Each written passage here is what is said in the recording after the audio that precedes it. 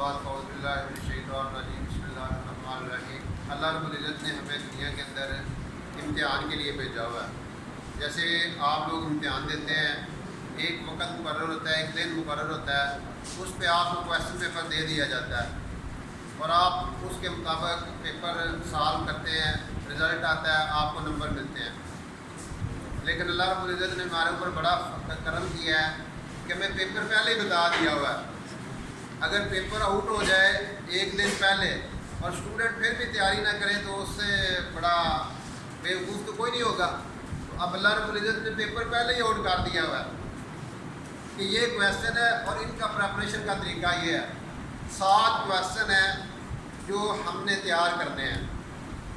ہمارے نبی علیہ الصلوۃ والسلام نے ہمیں بتا دیے ہوئے ہیں کہ یہ 7 کویسچن ہیں، ان کی آپ تیاری کریں اور آپ پاس ہو جائیں، آپ 100% نمبر لے جائیں گے۔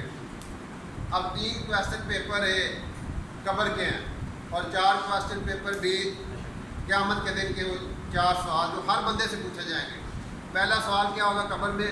ابھی جب لوگ واپس جا رہے ہوتے ہیں تو فرشتے آ جاتے ہیں منکر نکیر، وہ پہلا کویسچن پوچھتے ہیں من رب کا، بتا تیرا رب کون ہے۔ اب کون جواب دے گا جس نے دنیا میں رب کو رب سمجھا ہوگا، رب کی آواز پہ، اللہ کی پکار پہ لبیک کہا ہوگا، اللہ اکبر ہوتے ہی اللہ کی طرف چلا گیا ہوگا، حلال حرام جو اللہ کے احکامات ہیں ان کو پورا کیا ہوگا، وہ کہے گا میرا رب اللہ ہے۔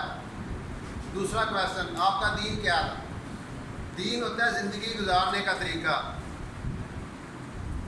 دین صرف نماز، روزہ، حج، زکوٰۃ کا نام نہیں ہے، یہ تو عبادات ہے۔ عبادات ایک چیپٹر ہے دین کا۔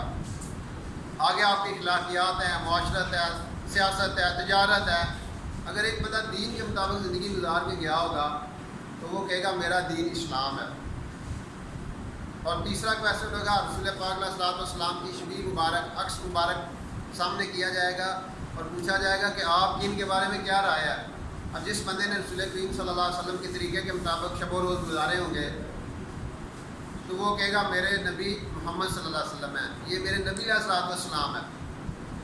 اب جب یہ کویسچن آنسر صحیح دے دیے بندے نے، اب اس کے لیے جنت کی کھڑکیاں کھول دی جائیں گی، تا حد نظر اس کے لیے جنت ہی جنت ہے، سکون ہی سکون ہے۔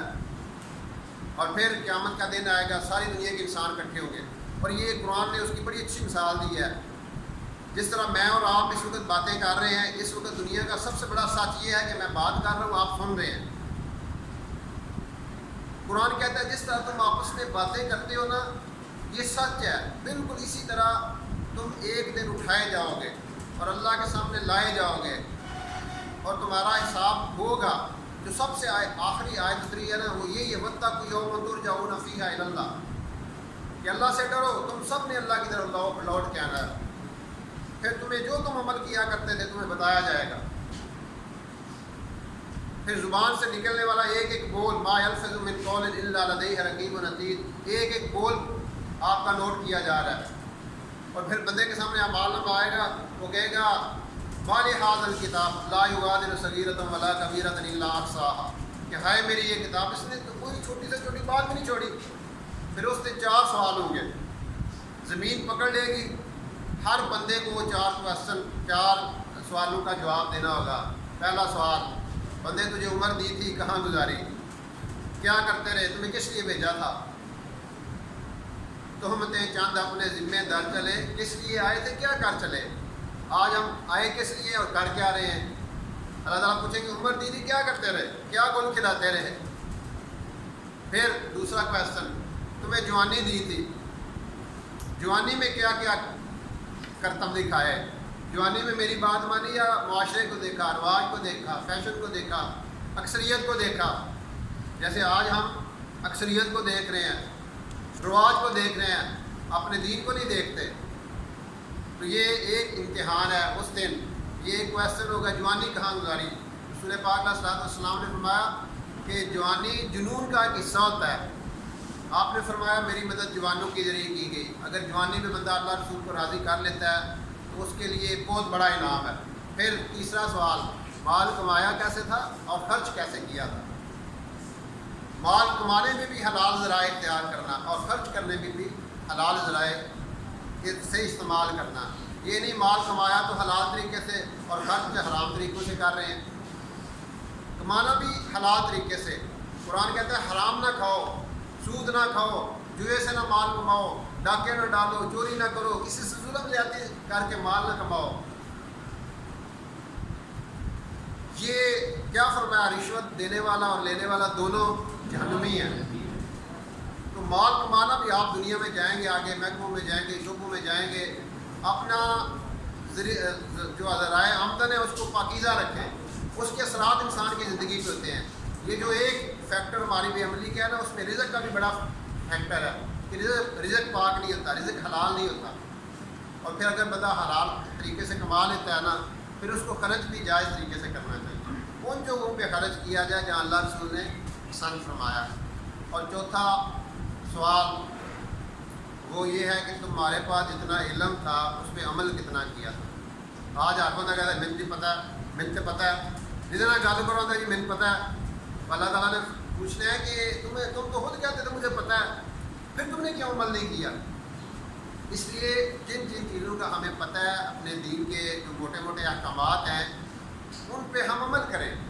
تو یہ 7 کویسچنز ہیں، ان کی تیاری ہم نے کرنی ہے. یہ اللہ نے ہمیں موقع دیا ہے اور تیاری کا طریقہ بھی بتا دیا ہے. اللہ کے حکموں کو رسول پاک صلی اللہ علیہ وسلم کے طریقے کے مطابق پورا کرنا یہ تیاری ہے.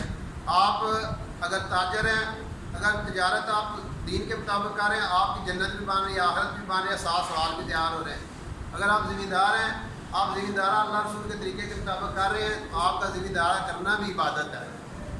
جس شعبہ زندگی میں آپ اللہ رسول کو راضی کر کے چل رہے ہیں، وہ آپ گویا کہ وہ تیاری کر رہے ہیں. اگر ہم اس طریقے سے اپنے آپ کو چلائیں گے تو اللہ ہم سے خوش ہو جائیں گے. پھر اپنے مائنڈ کو بنانا، سوچ کو بدلنا. سوچ بدلتی ہے ماحول سے. اچھے ماحول میں آپ جائیں گے تو اللہ رب العزت آپ کی سوچ کو بدل دے گا اور آپ اللہ رسول کے بن کی زندگی گزاریں گے. اور پھر ہم اپنے قرآن سے دوستی لگائیں.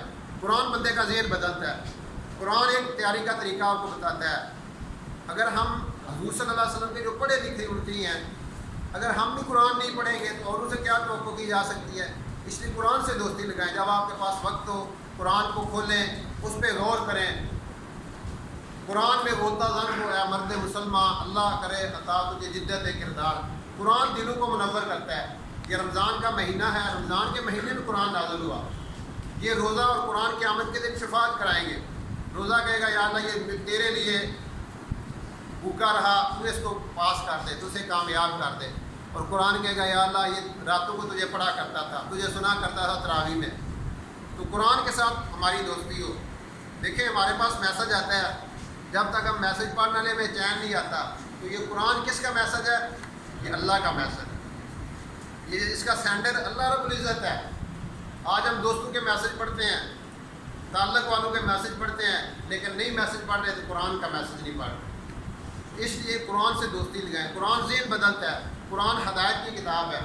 اور اچھی باتیں سنیں، اچھی باتیں آپ اوروں کو بتائیں. اگر آپ اچھی باتیں عمل کر رہے ہیں، اوروں کو بتا رہے ہیں، تو آپ بہت بڑا کام کر رہے ہیں. رسول پاک علیہ السلام نے فرمایا تمہیں اگر میری ایک بات بھی آتی ہے نا تو آگے بتاؤ. کیا پتہ آپ جس کو بتا رہے ہیں وہ آپ سے زیادہ عمل کرنے والا بن جائے، اور کیا پتہ وہی بندہ آپ کی مغفرت کا ذریعہ بن جائے. ہم جس کو بتا رہے ہیں کیا پتہ اللہ پاک خوش ہو جائے کہ تم نے میرے بندے کو میری طرف متوجہ کیا تھا. کسی کا بچہ گم ہو جائے، کوئی ڈھونڈ کے لائے تو وہ سب سے پہلے اس کا شکریہ ادا کرتے ہیں. آج انسانیت گم ہو چکی ہے، کہتے ہیں نا گم راہوں سے ہٹ چکے ہیں. تو جو بندہ محنت کرے گا انسانیت پہ اور ان کو اللہ کی راہوں پہ لے کے آئے گا تو اللہ اس سے کتنے خوش ہوں گے. تو اللہ رب العزت ہمیں عمل کرنے کی توفیق عطا فرمائے. الحمدللہ رب العالمین والصلاۃ والسلام علی رسول الکریم. ربنا آتنا فی الدنیا حسنۃ وفی الآخرۃ حسنۃ وقنا عذاب النار. یا حی یا قیوم برحمتک نستغیث. اے اللہ ہمیں قرآن و حدیث کی سمجھ عطا فرما. ہمیں اپنے دین کے مطابق زندگی گزارنے والا بنا. ساری انسانیت کو ہدایت دے کے جنت والا بنا. صلی اللہ علیہ وسلم.